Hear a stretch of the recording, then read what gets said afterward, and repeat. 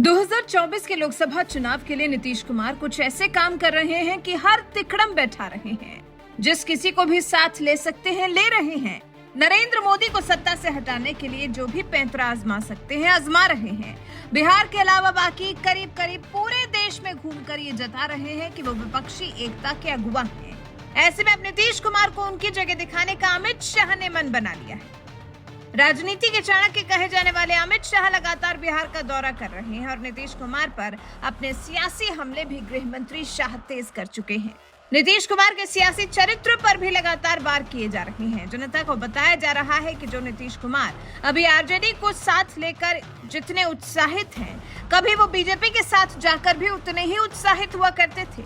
लेकिन अब क्योंकि नीतीश पूरी तरह से नरेंद्र मोदी सरकार के खिलाफ बैटिंग कर रहे हैं, तो मैदान में फिर गृह मंत्री अमित शाह उतरे हैं और इस बार लग रहा है जैसे जेडीयू के तीर से ही नीतीश के किले को भेद देंगे अमित शाह।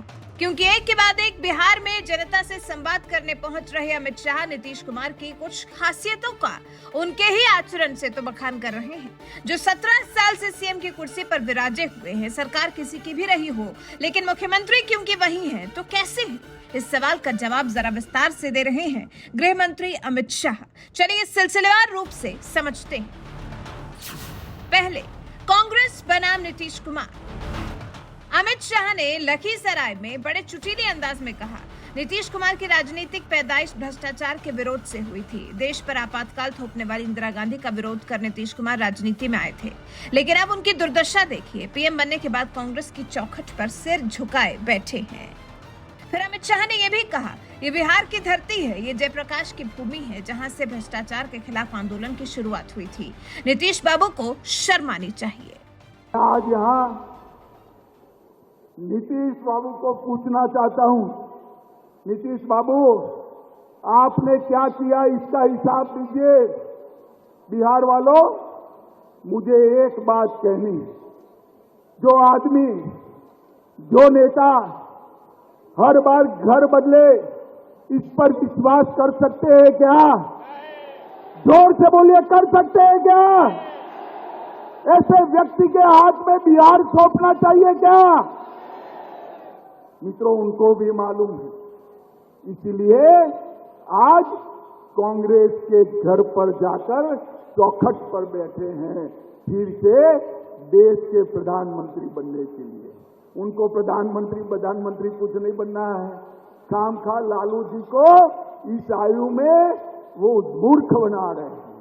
नीतीश बाबू यहीं रहना चाहते हैं, मुख्यमंत्री रहना चाहते हैं और इसी बहाने सारे भाजपा विरोधियों को इकट्ठा किया।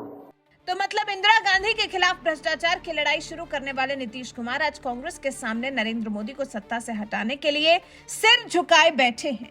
एक ये है नीतीश कुमार का आचरण। लालू प्रसाद बनाम नीतीश कुमार। आरजेडी के साथ अभी नीतीश कुमार खूब गलबहियां किए हुए हैं। तेजस्वी यादव को अपना राजनीतिक उत्तराधिकारी तक बता चुके हैं, लेकिन ये गद्दी तेजस्वी को कब और कैसे मिलेगी इस बारे में कुछ नहीं बता पाए हैं। तो क्या नीतीश के मन में तेजस्वी को सीएम पद देने को लेकर अभी भी कोई शंका है?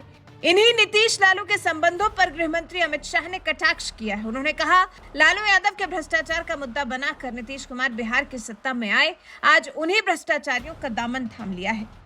विपक्षी एकता की बैठक पर निशाना साधते हुए फिर अमित शाह ने यह भी कहा, जंगल राज के विरुद्ध लड़ाई लड़ने वाले नीतीश कुमार 20 से अधिक पार्टी जमा कर चुके हैं। ये पार्टियां कौन हैं? ये वही हैं जिन्होंने 20 लाख करोड़ का घपला, घोटाला और भ्रष्टाचार किया। आज नीतीश कुमार 20 लाख करोड़ का भ्रष्टाचार करने वाले कांग्रेस, लालू प्रसाद यादव और अरविंद केजरीवाल के साथ बैठकर सत्ता हथियाने का प्रयास कर रहे हैं। अभी एक बहुत बड़ा फोटो मैंने देखा और बहुत बड़ा फोटो देखकर मुझे आश्चर्य हुआ। उन्होंने कहा 20 पार्टियां आई, 20 से ज्यादा पार्टियां इकट्ठा हो गई। वो बात तो सही है, 20 से ज्यादा पार्टियां इकट्ठा कर ली नीतीश बाबू, मगर ये 20 पार्टियां है कौन? ये 20 पार्टियां वो हैं जिन्होंने 2004 से 14 में 20 लाख करोड़ रुपए का घपला, घोटाला और भ्रष्टाचार किया है। और ये बिहार की भूमि जयप्रकाश की भूमि है, जहां से भ्रष्टाचार के खिलाफ आंदोलन शुरू हुआ था। नीतीश बाबू, आपको शर्म आनी चाहिए। 20 लाख करोड़ के घपले, घोटाले, भ्रष्टाचार करने वाले कांग्रेस, लालू प्रसाद यादव और अरविंद केजरीवाल के साथ बैठकर आप सत्ता हथियाने का प्रयास करें। मुझे बताओ, लखीसराय वालों, मुंगेर वालों, मुझे बताओ, जो आदमी सत्ता के लिए सारे सिद्धांतों को छोड़ दे, इसका भरोसा कर सकते हैं क्या? जोर से बोलिए, कर सकते हैं क्या?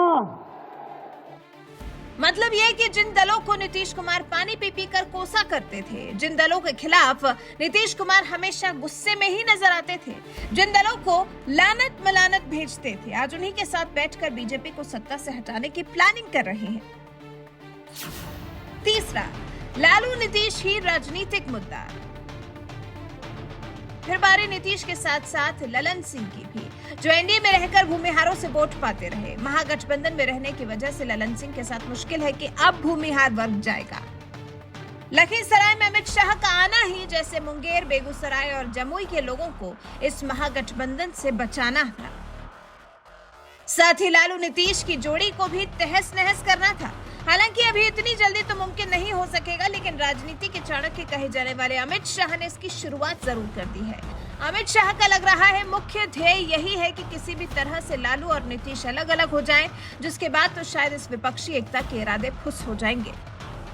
हालांकि अमित शाह, बीजेपी, एनडीए के सहयोगी दल इसकी बस उम्मीद ही लगा सकते हैं।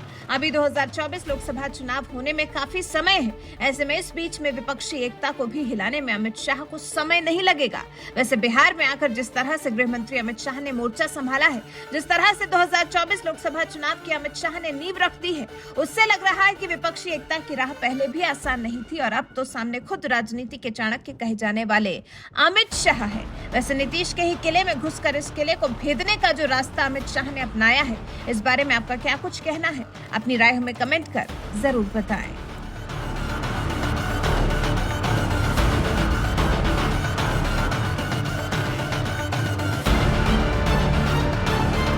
अरे नीतीश बाबू, आपकी तो राजनीतिक पैदाइश ही भ्रष्टाचार का और लालू का विरोध कर कर शुरू हुई। आपके राजनीति की शुरुआत इंदिरा गांधी के भ्रष्टाचार की खिलाफत से हुई और आप मुख्यमंत्री लालू प्रसाद यादव के चारा घोटाले का विरोध कर कर बन गए। अब मैं पूछना चाहता हूं, किस मुंह से आप कांग्रेस पार्टी और लालू प्रसाद यादव के साथ बैठकर मुंगेर और लखीसराय की जनता के सामने आएंगे? आपको जवाब देना है। और